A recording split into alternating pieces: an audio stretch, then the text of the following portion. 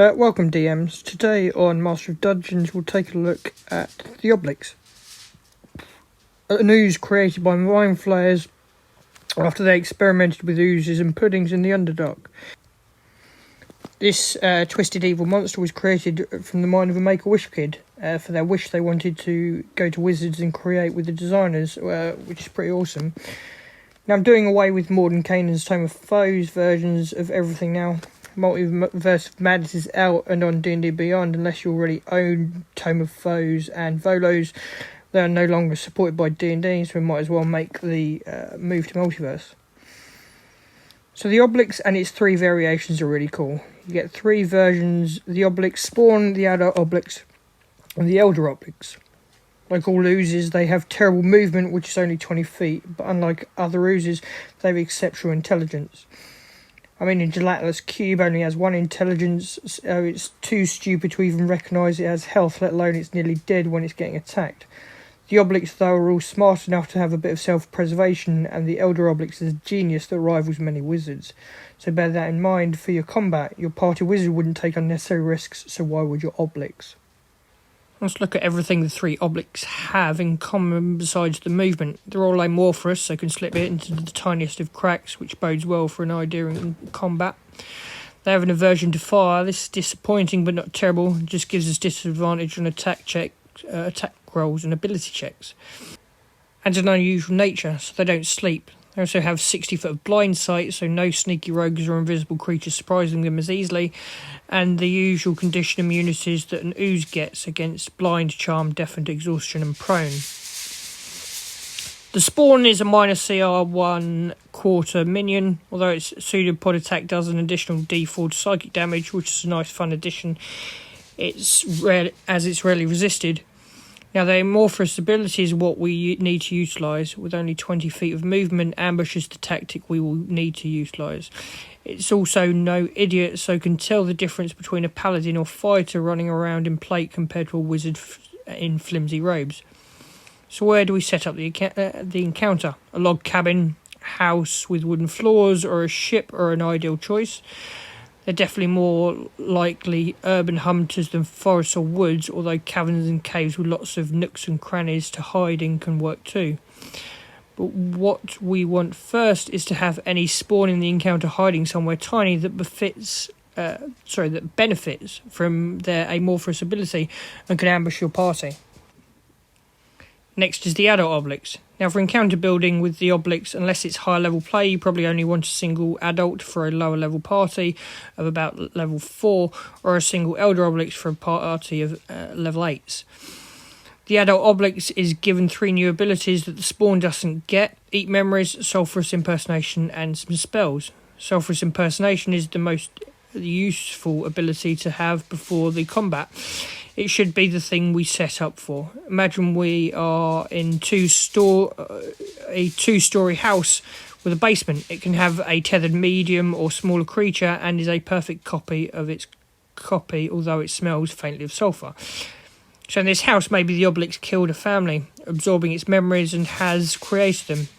Now, the simulacrums it can create are 1d4 plus 1, but that's in combat. To set it up, I think having 4 or 5 already created would be entirely feasible. Now, these creatures are tethered to the main body of the Obliques, and this is where our wooden floors come into play. Because a party might see a tether on the floor, but if the tether has slipped between the cracks of the floorboard, noticing it will be significantly harder. They can extend up to 120 feet away from the main body, which should be plenty of range to cover a 2-story house. Also, what makes this monster both terrifying and amazing is these created creatures are a part of the Obliques, so they also all have 60-foot blind sight, extending the monster's range it can see, and of course you can attack through it. The other thing these tethered creatures have are immunity to damage. Although they can sever the tether, but if we are hiding it under floorboards, it's less of a risk. The next ability is Eat Memories. It attacks anyone within 5 feet of it, which can include the simulacrums, and on a failed wisdom save, the creature takes 48 psychic damage and becomes memory drained. Now, while they're memory drained, they subtract a D4 from attack rolls and ability checks. Also, if you memory drain them more than once, the dice that's subtracted increases all the way up to a D20. So even a level 20 party could actually find this CR5 monster a challenge, especially a low wisdom PC. And once it's a D20, they fall unconscious. The Obliques also learns all languages and skills of the memory drained person. I'd go that one step further. They learn all the creature's memories that they drain. So say in our house encounter we have a family of 4 and their dog, and sometime before the party goes into the home, the Obliques memory steals from everyone in the house, including the dog, and kills them off. Now you have 5 NPCs tethered to the main Oblique's body. The party enters the home, a faint smell of sulphur inside. They see a woman cooking dinner at the stove. The husband welcomes the party. And yes, adventurers, can I help you? No one here but me and my family. He strokes the dog, who then goes up and sniffs a party member. Upstairs, 2 children can be heard playing. Now you can use any one of these family members as an assassin to ambush a party member who decides to separate from the party. They can also memory drain one of the party members and even create an additional party member to surprise them in combat. Lastly, there's the spell casting of the Obliques. Detect thoughts is a good one. The creature would probably use that to understand its prey, unless in combat, but we're building a full experience, not just a fight. It would probably use hypnotic pattern when the party is close to it as a means of self-preservation from anyone that comes in close. And Charm Person is also a fun spell here, as it uses a 5th level slot, meaning that you can target up to 5 targets that must be within 30 feet of each other, but a party spread throughout the house can potentially be charmed. You can potentially charm them all. Lastly, we have the Elder Roblox, which is basically just a bigger, scarier adult. Its Eat Memories has an 18 DC and does 8d10 psychic damage instead. So even against high-level parties, that can hurt, particularly as its combat round is 2 pseudopod attacks and an Eat Memories. Its Sulphurous Impersonation does 2d6 plus 1 creatures, which would be even more interesting. We can change our location to something like a mansion with a staff, a ship with a crew, or a brothel perhaps. And of course these tethered simulacrum are immune to damage, so before the encounter starts, have a reasonable number of simulacrum already created, like a ship's whole crew or the mansion's whole staff. Also makes for great roleplay opportunity. Recreating all these NPCs, they are effectively the same entity. Maybe the maid is more learned than they appear. Maybe the captain is more willing to swab the decks than they should be. A little subtle change, but something a party might not notice as strange immediately. As for its magic, it adds Dimension Door, Dominate Person, and Telekinesis. Telekinesis is a good spell to get rid of someone up close and personal that could be quite a danger, particularly a monk or rogue. With a 22 intelligence, the Elder Oblex is smart enough to know exactly who is who, to work out the difference between a wizard, barbarian, sorcerer and paladin. Dominate Person would be a great opportunity for one of the tethers to use to cast on one of the party that happens to be on their own, preferably something with low wisdom like a barbarian or paladin.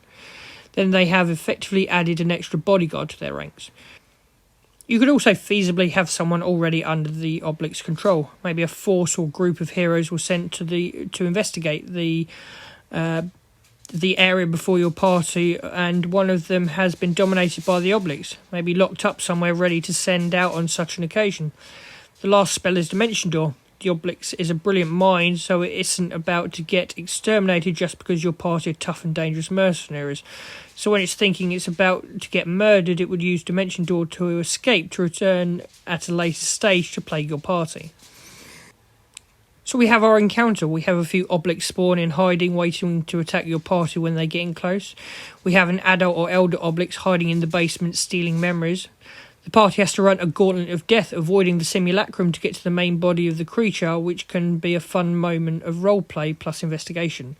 They can't attack or hurt your simulacrums, and your simulacrum can hurt the party, which is, again, an added bonus for you. The Obliques humans the party until they prove too great a threat, perhaps waiting till one is alone and using its Steal Memories ability to learn absolutely everything about the PC, as well as his allies. It uses bonus ability to create another simulacrum. Perhaps this one is a member of the party. It's a perfect copy, so how do they know it's not their friend? It certainly knows everything the PC knows. A detect magic would reveal it, but would your party think of that? It's a good trick, and everything that PC has done, the simulacrum would know too. So even private conversations they've had with other PCs, you could use against them. The Obliques should be a full experience, not just combat, but once combat ensues, you have these deadly simulacrum that can't get hurt as bodyguards, hurting the party with blindsight, nowhere for the party to hide. Anyway, this has been my take on the Obliques. I hope you find this useful. Till next time, happy hunting.